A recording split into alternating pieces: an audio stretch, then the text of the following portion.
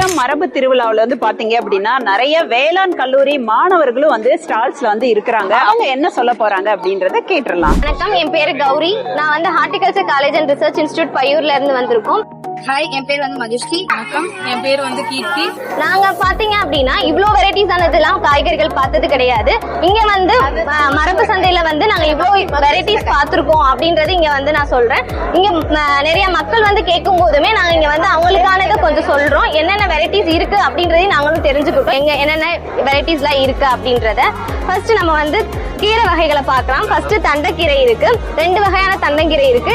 இது வந்து பாத்தீங்கன்னா தங்க நிற தண்டுக்கீரை, இது வந்து சிவப்பு நிற தண்டுக்கீரை. இது பொரியல் பண்ணும்போது இலை தண்டும் பண்ணிக்கலாம். சீடானதுக்கு அப்புறம் அதுவும் நம்ம பொரியல் பண்ணிக்கலாம். இது எல்லாமே இது ஃபுல்லாவே புளிச்சக்கீரை வெரைட்டிஸ். புளிச்சக்கீரையிலேயே நம்மளுக்கு ஒரு வெரைட்டிஸ் வேணா பார்த்திருப்போம். இங்க பாத்தீங்க அப்படின்னா இங்க வந்து ஜாம் வெரைட்டிஸ் இருக்கு, ஜாம் புளிச்சக்கீரைன்னு இருக்கு.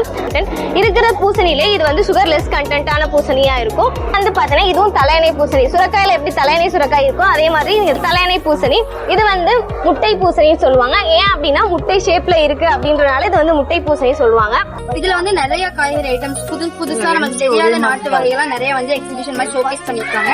இதுல மெயினா வந்து கத்திரிக்காயிலேயே நமக்கு தெரிஞ்சதுன்னா ஒரு 3 to 4 வெரைட்டிஸ் தெரிஞ்சிருக்குமா. ஆனா இங்க கிட்டத்தட்ட 50 to 60 வெரைட்டிஸ் வந்து அவங்க டிஸ்பிளே பண்ணிருக்காங்க. இதுல மெயினா வந்துட்டு வெள்ளை நீண்ட கத்திரி. இது எப்படின்னா ரேடிஷ் மாதிரி இருக்கும். மேல ஸ்கின் வந்துட்டு கோர்ஸா இல்லாம ரொம்ப சாஃப்டா ஸ்மூத்தா இருக்கும். சிவகாசி பழுப்பு கத்திரி, இதோட நேட்டிவ் வந்து சிவகாசி. அந்த சைடு தான் வந்து இதை ரொம்ப யூஸ் பண்றாங்க. சலங்கை கத்தின்றது சின்ன சின்னதா ஒரே கொத்துல நம்ம சலங்கை கொலுசு சலங்கை இருக்குல்ல அந்த மாதிரி ஒரே இதுல நிறைய கத்திரி சின்ன இந்த மாதிரி வரதுனால இது பேர் சலங்கை கத்திரி. மோஸ்ட் சேலம்ல இருக்க பீப்புள் எல்லாத்துமே இது தெரியும், சேலம் முள் கத்திரி. டேஸ்ட் வைஸ் இது ரொம்ப சூப்பரா இருக்கும். இது பேர் வந்து பிளாக் பியூட்டி. இது வந்து ஒரு செடியிலேயே 4 to 5 காய் வரும். ஒரு காயே கிட்டத்தட்ட 1 to 1.5 kg வரைக்கும் கிலோ வந்து வெயிட் இருக்கும். மோஸ்ட்லி எல்லாருக்குமே தெரியாது. இது பேர் வந்து தொப்பி கத்திரி.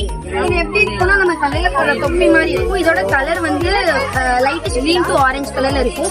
இது பழுத்த ஸ்டேஜ்ல இருக்கனால இந்த ஸ்டேஜ்ல இருக்கு. தொப்பி கத்திரின்றது மோஸ்ட்லி நிறைய பேருக்கு தெரியாது. இந்த நுரை தீர்க்கங்க வந்து நம்ம சமைக்கிறதுக்கும் பயன்படுத்தலாம், நாரோட பயன்களுக்கும் தேவைப்படும். பச்சை நிற வரி புடலங்காய், சாம்பார் பூசணி, இதோட பேர் வந்து பூனைக்காளி.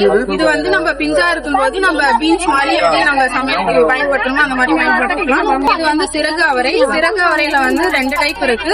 இது வந்து ஊதா நிற சிறகு அவரை, இது வந்து பச்சை நிற சிறகு அவரை. இந்த பீனட் வந்து நம்ம ஜென்ரலா சாப்பிடுற பாதாம் கொட்டை மாதிரி தான்.